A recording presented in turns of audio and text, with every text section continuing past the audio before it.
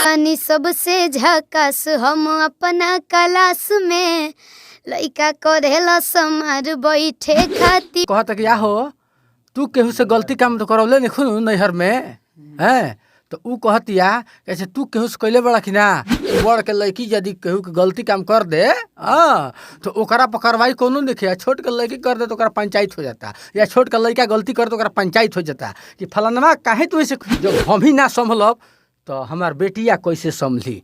लड़किया के लेके हमारे चले के बा गाड़ी पर हम ही बैठे, हम ही आँख मारत फिरब, हम ही ढूंढी देखत फिरब तो लड़किया हमार का कही। एगो लड़की से एगो लड़का छेड़खानी करता आ देखता कि हमार मोर टोलवे खत्मे बात केरा पंचायत में बोलाई हम हौ होकरा पतो के रख ले बात हौ होकरा बेटी के रख ले होकरा तो केरा पंचायत में बोलाई अपना लड़की के संभारे के होतिया। इतना बढ़िया से बढ़िया गाना है वर्ल्ड वाइड पे छूटल कम मिलियन गइल कोनो गइल 6 मिलियन कोनो 10 मिलियन कोनो 1 मिलियन कोनो हैं ढोणी चटना हई हौ हाबी जाबी गावत असन के 50 मिलियन 100 मिलियन जाता हैं हमें सिखाओ। और इसी के साथ शिवानी के पिताजी भी हैं और आपका तो मैंने बहुत बहुत धन्यवाद करूं अपने चैनल के माध्यम से जो कि अपनी एक बेटी को कहीं ना कहीं एक भारत का नाम रोशन करवा दिए यहाँ पे आने के बाद। अदर लड़कियों की सर आपसे मैं एक सवाल पूछूं कि अदर भी घर की बेटियां हैं जो कि वो निकल के अपना नाम रोशन करना चाहती हैं और उनके माता पिता कहीं ना कहीं रोक देते हैं, तो इस पर आप क्या टिप्पणी करना चाहते हैं? सबसे पहले अब तक के जे देखा था ओकरा के प्रणाम बटुए आ बड़ी सभा के बात बाकी रहुआ पहले ही जाई नहीं। इतना दिन से कहाँ रहनी है रहुआ कैसन बानी पहले?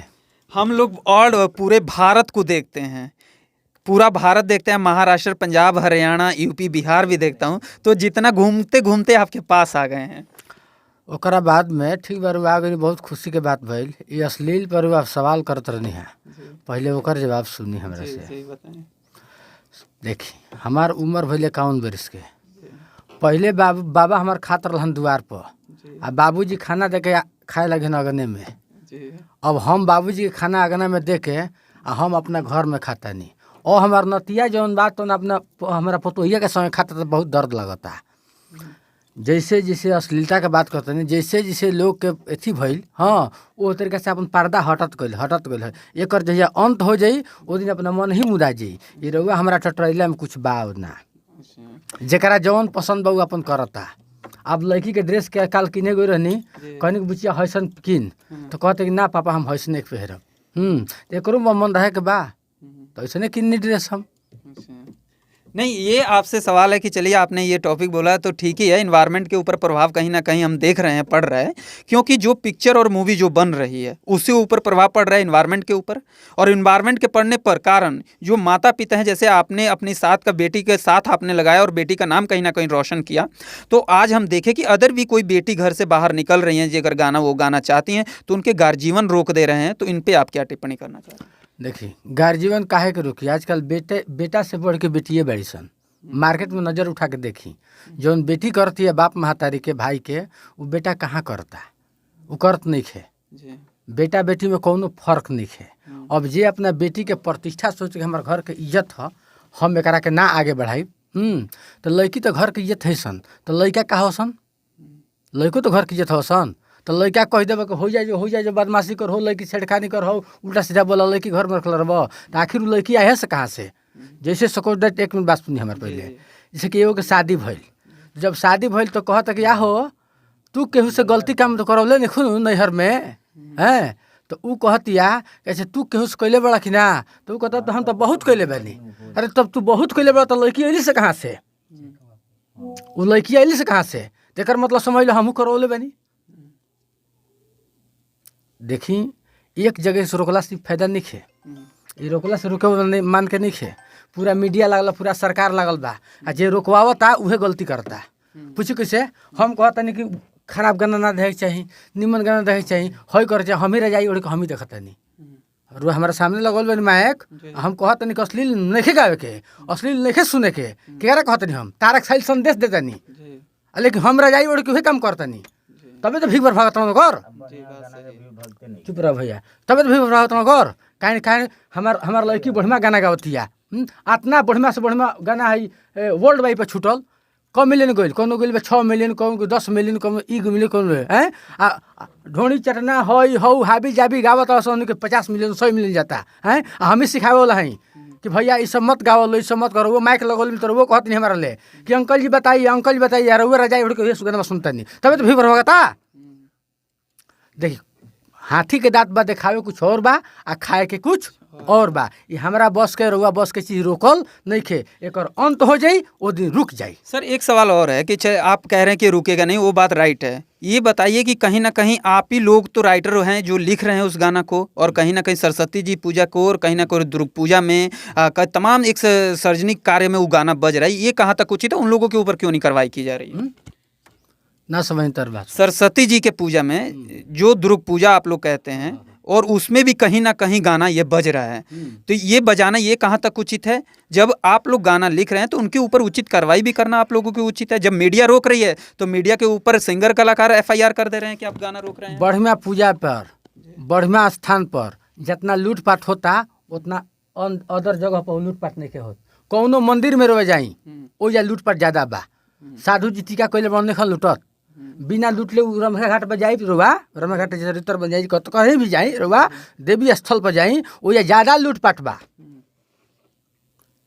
कहे का मतलब हमारा ना समझने रोवा, समझ गए? जो दिखता है, हाँ जो दिखता है वही बिकता है, जो नहीं दिखेगा वो नहीं बिकेगा। जैसे कि हम महात्मा बन गए, टीका मार लिए, अब जग भर रहा 5-5 रुपया का टीका मारता सन, 10 रुपया के सेनूर लेके भैया आ 5,000 कमा के आवत सन का जी। तो आज का डेट में जो दिखता है वही बिकता है। तो भैया अपन लोग लागल बन दिखाए पर, अपन लागल बन बेचे पर, ठीक बा ना? तो भरत भैया बहुत पुराना गायक, विष्णु ओझा है, गोपाल राय, हाँ ये लोग हमारा जमाना में बहुत चमकर रहन लो। ये लोग के गाना अश्लील ना रहा, संक्षेप में मैं गाना रहत रही सन, तो का वहाँ लोग गायक ना रहन लो।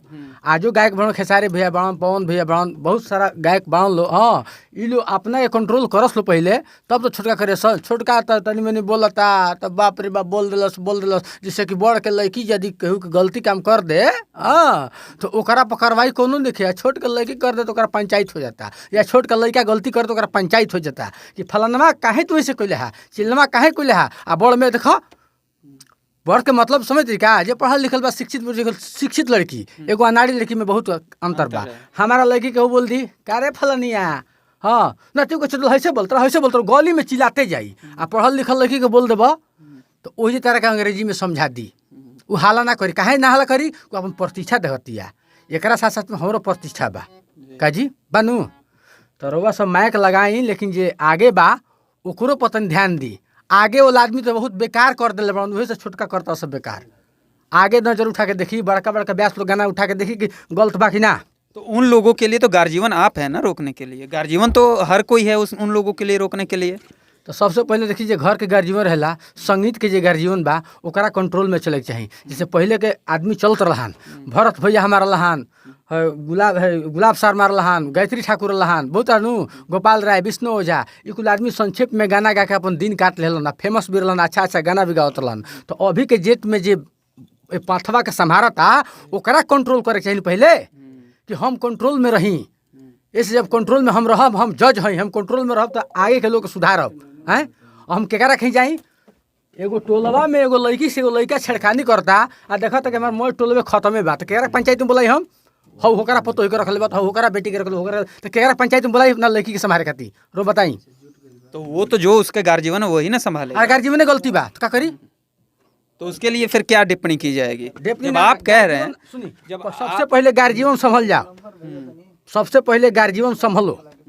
गार्जीवन का मतलब जे संगीत लाइन में बा, जे ऊपर बा, हाँ ओकर हर आदमी बात देखत रहन, हर आदमी बात सुनत रहन, हर गाना सुनत रहन। तो पहले ओ भैया सदोरी बा कि रउआ सब पहले संभर जाई, और ओकर बाद में यूट्यूब चैनल पर बोली कि हम तो संभर गइल बानी, हम इस गलती काम नहीं करत, तब हम इस जगह पर बानी। तो तोहनियो लो इकुल काम मत कर लो, इस जगह पर आवे के बाद तब ए भोजपुरी समाज के लेके ऊंचा दर्जा दिखावे के बा, तो हमनी के ऊपर बानी जा। हाँ हमनी के यूट्यूब चैनल पर बहुत लोग, करोड़ों अरबों लोग देखत रहन, तो हमनी के संभल के रहत नहीं, तो हम लोग संभल जा लो। जब हम ही ना संभलब तो हमार बेटिया कैसे संभली? लड़किया के लेके हमारे चले के बा गाड़ी पर, हम ही बेटे हम ही आँख मारत फिरब, हम ही ढूंढी देखत फिरब, तो लड़किया हमार का कही? आपको गर्व है कि मतलब कि ये गाना जो ढोड़ी पे जितने भी गाना गाए वो गर्व है आपके ऊपर कि ये कहीं ना कहीं ये गलत है? गलत बा, लेकिन गलत बा तो का करबो, गलत बा तो का करबो, ओकरा से गलत गाना लोग गौले बड़न, वो तो गलत रहल। चलिए, काफ़ी समय ना लेते हुए इनका मैं बहुत बहुत धन्यवाद करता हूं। और ये शिवानी के पिताजी थे और इसी स्टूडियो में मुलाकात हुई हमारी, और बहुत अच्छा लगा कि जब ऐसे ऐसे कलाकारों को हम आगे, जो हमारे सीनियर है वो कहीं ना कहीं रुकें और भोजपुरी की इज्जत बचाने का प्रयास करें। मैं इसी के साथ नीलेश वर्मा, रिपोर्टिंग बलिया। जय हिंद।